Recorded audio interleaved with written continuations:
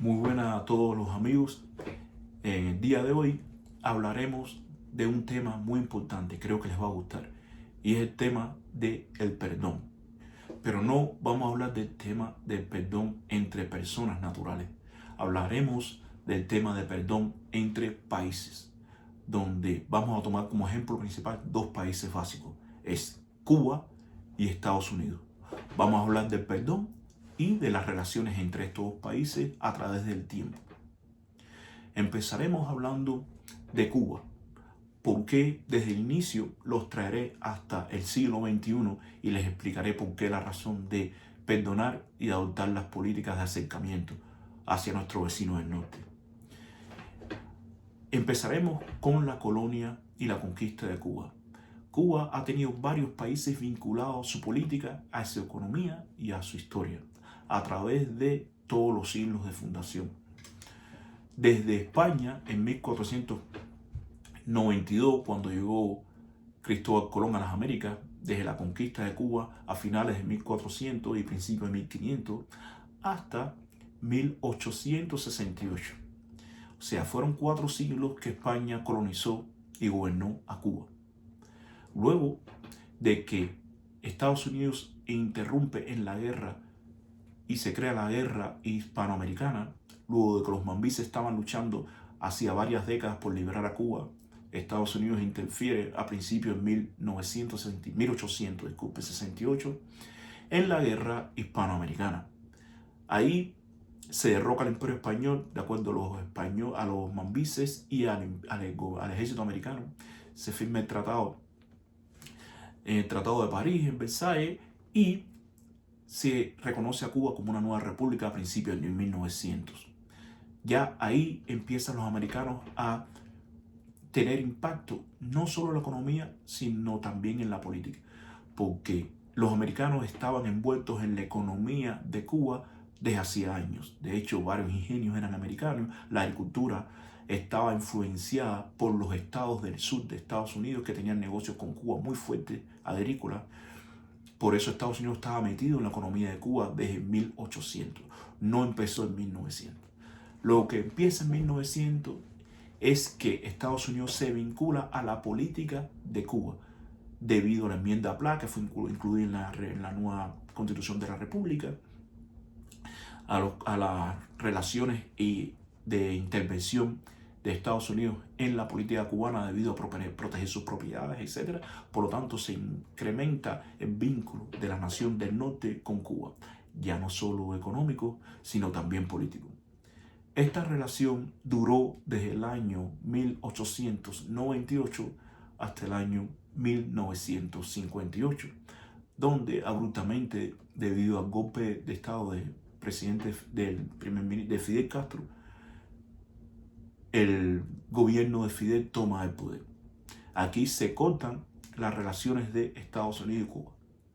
No inmediatamente en el año 1959, duró un poco más. ¿Por qué? Porque al principio de la Revolución Cubana no estaba seguro qué tipo de gobierno iba a adoptar Fidel Castro.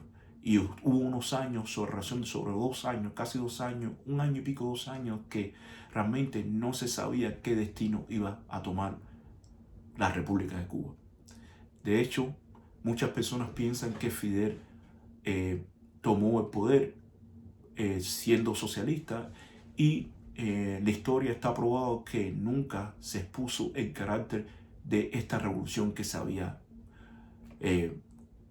confragado y se había preparado para tomar el poder de la República de Cuba. Nunca se estableció que esta revolución iba a ser comunista o socialista. Eso fue una cosa nueva que Fidel adoptó en 1961 como la declaración de la República de Cuba como socialista. Pero en este periodo de principio del 59, 60, no estaba bien claro qué iba a pasar en Cuba. Por lo tanto, estas relaciones de 60 años entre Estados Unidos y Cuba, una vez que Cuba declaró el carácter socialista de Cuba, inmediatamente se empieza a deteriorar. Se deteriora ya que en este caso el primer ministro Fidel empezó con la política de nacionalización de las propiedades americanas Estados Unidos, al ver nacionalizadas sus propiedades, Estados Unidos empezó a poner leyes de embargo y embargos económicos contra Cuba debido a la posesión y nacionalización de sus empresas, debido a que las empresas fueran nacionalizadas según Estados Unidos en plano de vista comercial, con una discrepancia abismal del dinero. ¿Cómo funcionan las nacionalizaciones de los países? Es legal para un país nacionalizar propiedades de otro país o propiedades de sus propios ciudadanos. No solo la nacionalización quiere decir que un país interviene en las propiedades de otro país en el suyo. No, nacionalización puede ser que usted como ciudadano de su propio país tenga propiedades y el gobierno de su propio país necesite esas propiedades, por lo tanto le ofrece un precio de venta por esa propiedad. No tiene que ser un extranjero. Un ejemplo clásico es que usted tiene propiedades de tierra que ha sido dueño durante años, usted y su familia, y por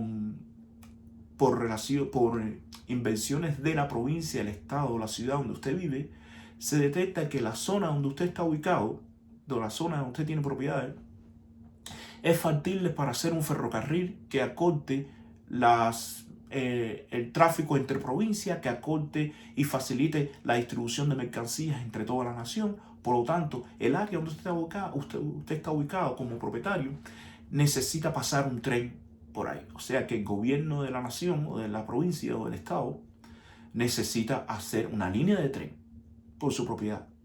Y este gobierno le ofrece a usted un precio por su tierra. Usted tiene varias opciones.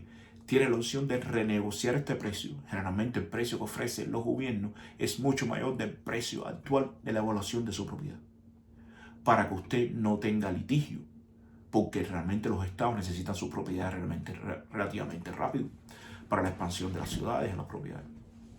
El gobierno le ofrece a usted un precio sobre el valor de su propiedad, como les decía, mucho más del valor tasado de su propiedad. Usted tiene la opción de decir sí o no.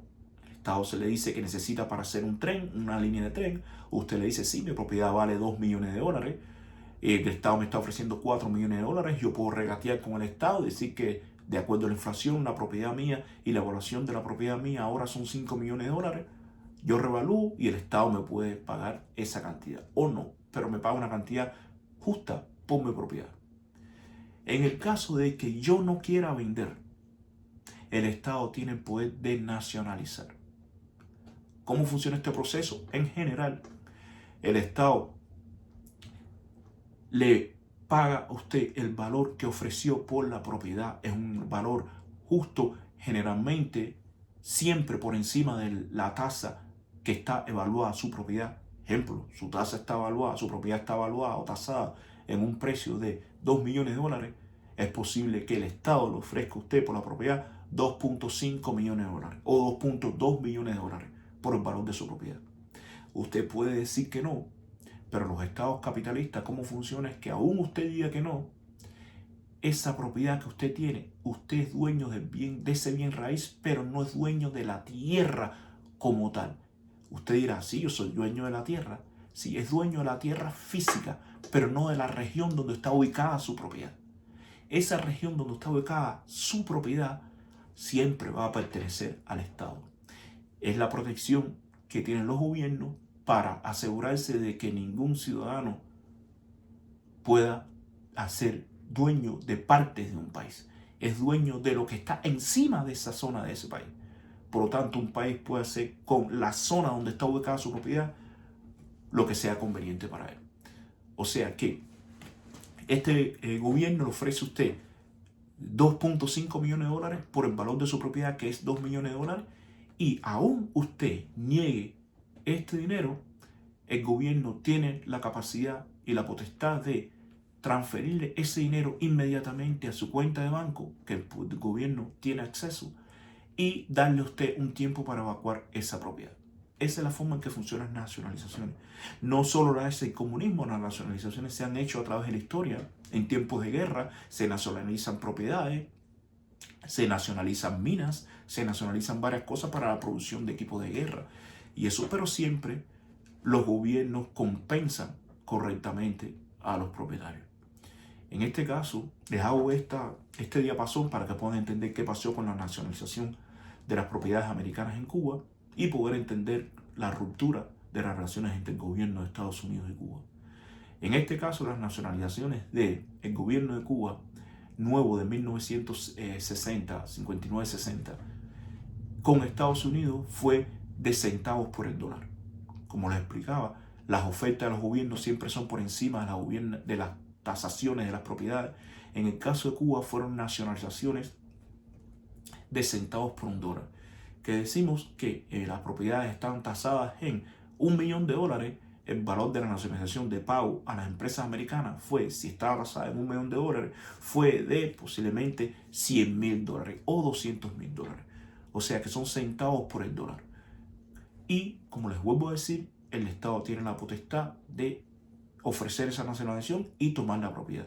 Por lo tanto, no hay que pensar mucho que los propietarios de las propiedades en Cuba, en este caso americanos y de otros países, no fueron solo propiedades americanas que Cuba nacionalizó, pero las propiedades americanas, la mayoría, no estuvieron de acuerdo y empezaron los conflictos en Cuba, el conflicto en Cuba con Estados Unidos. Estados Unidos empezó a realizarle un embargo a Cuba, denegando la compra de azúcar. Cuba le vendía a Estados Unidos prácticamente toda la producción anual de azúcar. La zafra azucarera era directamente prácticamente utilizada en Cuba, pero una gran parte era exportada a Estados Unidos. Y Estados Unidos deniega comprar el azúcar de Cuba debido a protestas por esta nacionalización y la declaración de Cuba socialista.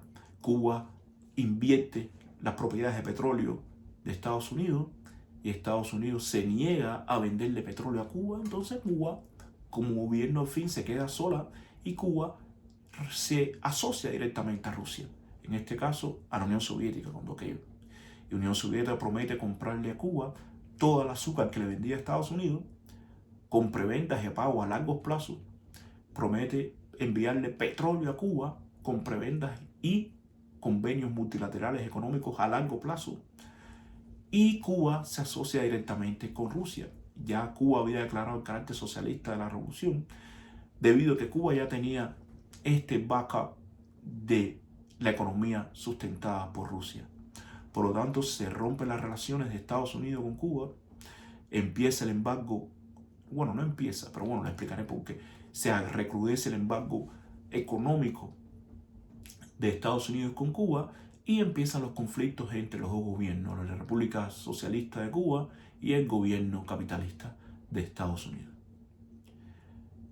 El embargo de Estados Unidos a Cuba no es como muchas personas piensan, que le denominan bloqueo. No es un bloqueo. Bloqueo quiere decir que Estados Unidos manda a la Marina US Navy a bloquear completamente la isla, y a Cuba, como pasó en la crisis de octubre, a Cuba no entra ningún barco ni de comida ni combustible. Por un bloqueo al espacio aéreo de Cuba, donde los aviones comerciales, etcétera, no pueden introducirse al espacio aéreo cubano y simplemente cierran a Cuba tight. Un encierro, un bloqueo completamente seguro, donde no entra una gota de aire. Eso realmente es un bloqueo. Si Estados Unidos hubiera hecho un bloqueo a Cuba, con la República Socialista de Cuba, no hubiera durado 60 años. Lo que tiene Estados Unidos con Cuba es un embargo económico. Este embargo económico no empezó con Fidel. Empezó el embargo económico con Fidel, pero ya Cuba tenía un embargo primario. Este embargo primario fue a Fulgencio Batista, el presidente que tenía Cuba antes de 1959. Cuando comienza la guerra civil de Cuba, en los 50s, y Batista, al verse en el conflicto bélico de esta guerra civil entre el ejército rebelde de Fidel Castro y el ejército de la República de Cuba, Batista solicita al gobierno de Estados Unidos, en este caso el presidente Eisenhower, que era el presidente que estaba en ese momento, solicita una ayuda de armamento, fusiles de asalto, armamento, tanques, para poder combatir a los rebeldes que estaban en la sierra. Y de acuerdo a las políticas que tenía en ese momento Estados Unidos y la debida aprobación del Congreso de Estados Unidos, el Congreso de Estados Unidos y el presidente Eisenhower dicen que no, y le implantan un bloqueo de armamento primero a Fulgencio Batista. Por lo tanto, no le vendieron las armas que Fulgencio necesitaba para combatir a los rebeldes. Por lo tanto, si vemos esto de punto de vista, podemos analizar que si el presidente Eisenhower y el gobierno de Estados Unidos, en este caso el Congreso, hubiera aprobado el envío de armas de asalto y armamento a Cuba para combatir a los rebeldes no hubieran tomado el poder en 1958. Por lo tanto, ahí realmente empezó el embargo de Estados Unidos, y fue un embargo primeramente militar para no facilitar las armas al gobierno de Fulgencio Batista. Y después se recrudeció con el embargo económico a principios de la década del 60 debido a todas estas cosas que les he explicado. A través de las décadas, Cuba, al asociarse con la URSS, Estados Unidos empezó a recrudecer este embargo económico. Pero no es un embargo completo. Si fuera un embargo completo, la economía de Cuba hubiera colapsado hace rato. No encontraría usted en los hoteles de Cuba Coca-Cola, no encontraría usted productos americanos. Sin embargo, usted va a las tiendas en Cuba y encuentra productos realmente que son americanos. Cuba tiene intercambios comerciales todavía con Estados Unidos, como alimentos, etcétera, con los estados del sur. O sea que no es un embargo completamente cerrado. Pero sí las relaciones entre los dos países fue en detrimento completo. Cuba se asoció a Rusia y duró 60 años asociada a la URSS. Casi 60 años, duró del año 60 hasta el año 91. O sea, no fueron 60, fueron 30 y pico años, asociada directamente a la URSS y al CAME. Una vez que el CAME y Rusia y el complejo del bloque comunista de Europa del Este cae, a finales de la década del 80, el año 89, 90, 91, que empezaron a desmembrarse todas estas repúblicas y convertirse en repúblicas capitalistas como debería ser, Cuba se queda sola en el Caribe, seguía con el apoyo de Rusia, pero ya el apoyo no era principalmente económico, porque Rusia era un país ya capitalista y todo lo que Cuba necesitaba tenía que pagarlo. Cuba se da cuenta que no había desarrollado una economía de exportación, no había desarrollado una economía industrial para producir, todo era relacionado contra el CAME y utilizando la infraestructura industrial que había creado el gobierno de Estados Unidos cuando estuvo en Cuba y la poca que había creado Rusia cuando estuvo aliada con Cuba. Por lo tanto, Cuba se vio sola y empezó a tener que crear nuevas formas para poder subsistir, y fue cuando empezó a desarrollar el turismo internacional y fue cuando empezó a desarrollar pocas industrias, pero ya era un poco tarde y el colapso de Cuba ya se veía venir.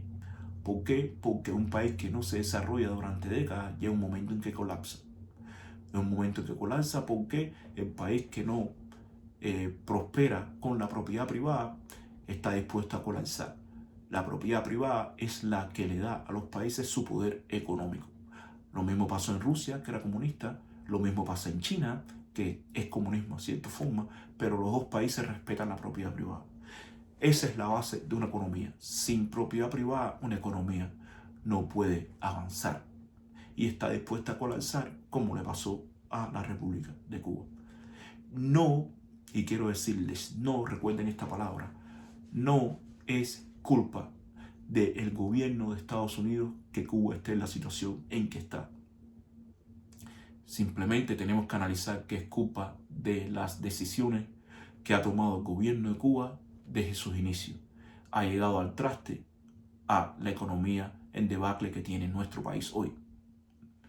Si empezamos a analizar, Cuba va en detrimento económico desde sus inicios como república socialista, desde finales del año 1958. Muchos me tratan de explicar que es culpa del gobierno de Estados Unidos y yo les afirmo y les explico que no. Y al explicar esto les digo que Cuba ha tenido solamente 3 presidentes en estos, bueno, ha tenido más, pero presidentes ha tenido poco. Cuba ha tenido como república comunista y teniendo solamente un solo partido, permite solamente las elecciones de un solo partido, por lo tanto tiene un presidente que se vuelve a reelegir durante años y años y años. Por lo tanto, Cuba empezó con 2 presidentes, como era Urrutia, como era Ortiz, después Fidel como primer ministro, después Fidel como presidente en el año 70 y pico, creo 76, después el Raúl Castro, después Díaz-Canel. Pero ha tenido, como ven, 5 presidentes en 60 años. Y eso te está diciendo que la economía está, que la política está tirada solamente a un solo lado. Es imposible que un país pueda ser próspero con un solo punto de vista. Pero en este periodo que hemos tenido simplemente 5 presidentes, Urrutia, Duticó, Fidel, Raúl y ahora Díaz-Canel, en estos 60 y pico años, Estados Unidos ha tenido los diferentes presidentes. Eisenhower, en los 50, que fueron los presidentes más fuertes de Estados Unidos debido a que fue el comandante en jefe de las tropas aliadas americanas,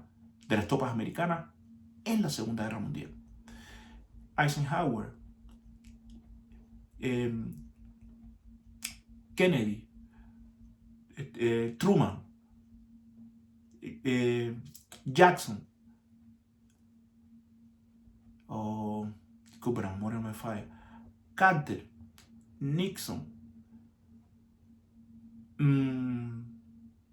Reagan, Bush padre, Clinton, Bush hijo again, doble mandato, Obama again, doble mandato, Obama de nuevo, doble mandato, Trump, Biden y ahora Trump. Más de 10 presidentes ha tenido Estados Unidos en el transcurso de la República Socialista de Cuba y Cuba sigue lo mismo. O sea que, por razón, no podemos echar la culpa al gobierno de Estados Unidos ni a un presidente nuevo por el debacle de la nación. Cuando Fidel tomó el poder, Trump era un niño. Por lo tanto, ya es hora de reconocer que los problemas de Cuba están en Cuba. Tenemos que, desde un punto de vista interno, decir, tenemos que cambiar. Primeramente, tenemos que honorar nuestras deudas.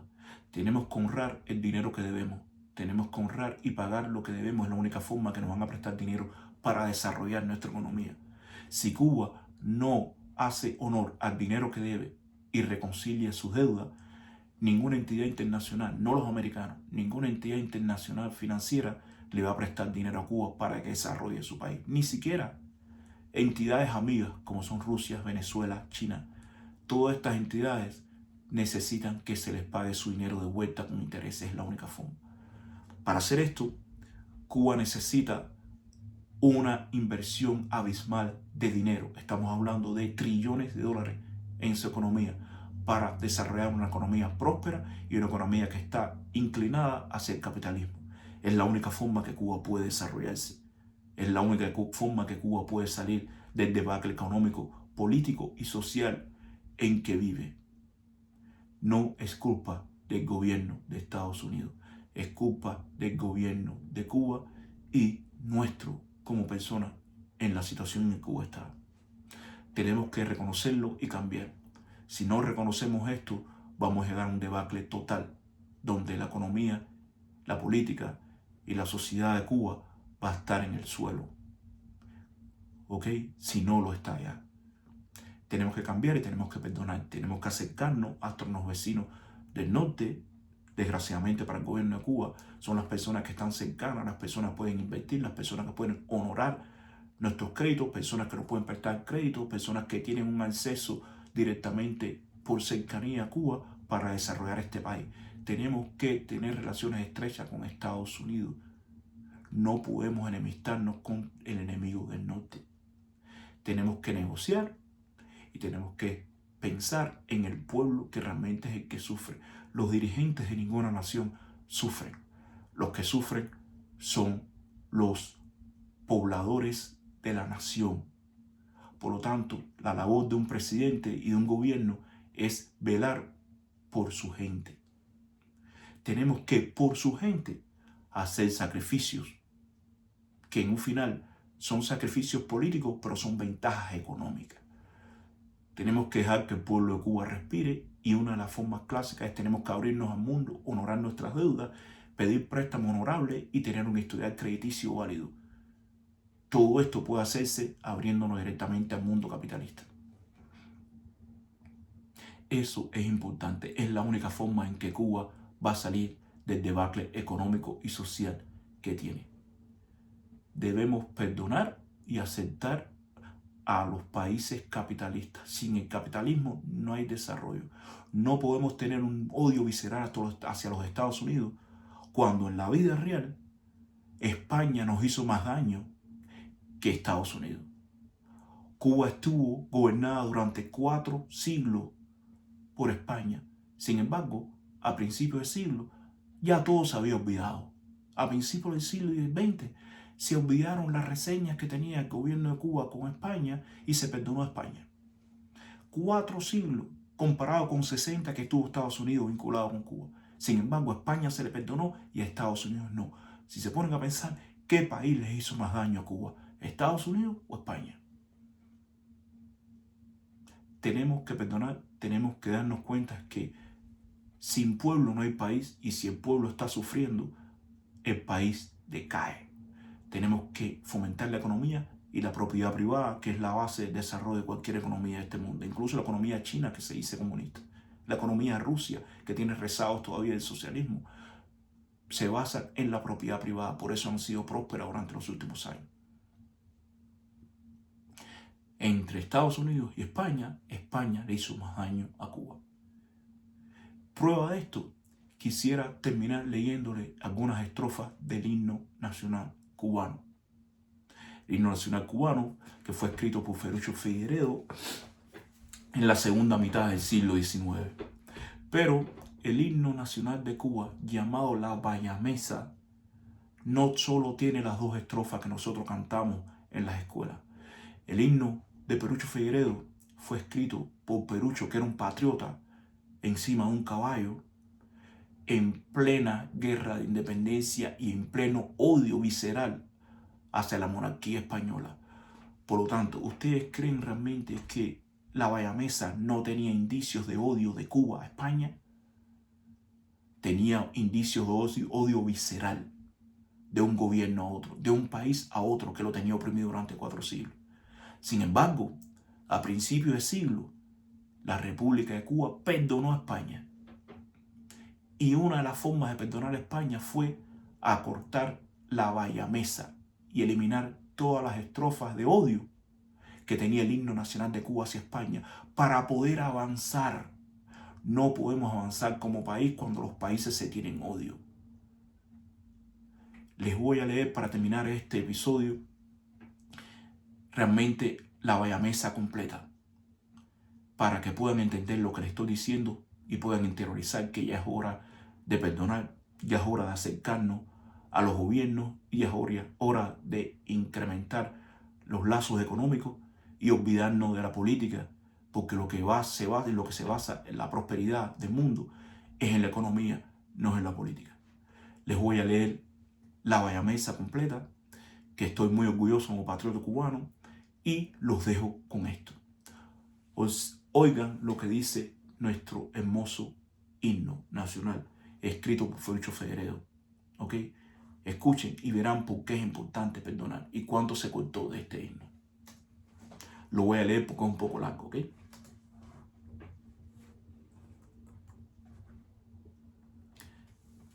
Al combate, corred bayameses, que la patria os contempla orgullosa. No temáis una muerte gloriosa, que morir por la patria es vivir. En cadenas, vivir es vivir. En afrenta y oprobio sumido. Del clarín, escuchad el sonido. A las armas valientes, corred. Ese es el himno nacional. Ahora, la Bayamesa tiene una tercera, cuarta, quinta y sexta estrofa, que fue la que escribió Ferruccio Figueredo. La tercera estrofa, después de la última que les leí, sigue así. No temáis los feroces iberos, son cobardes cual todo tirano, no resisten al bravo cubano, para siempre su imperio cayó. Cuba libre, ya España murió, su poder y su orgullo os es ido. Del clarín escuchad el sonido, a las armas valientes corred.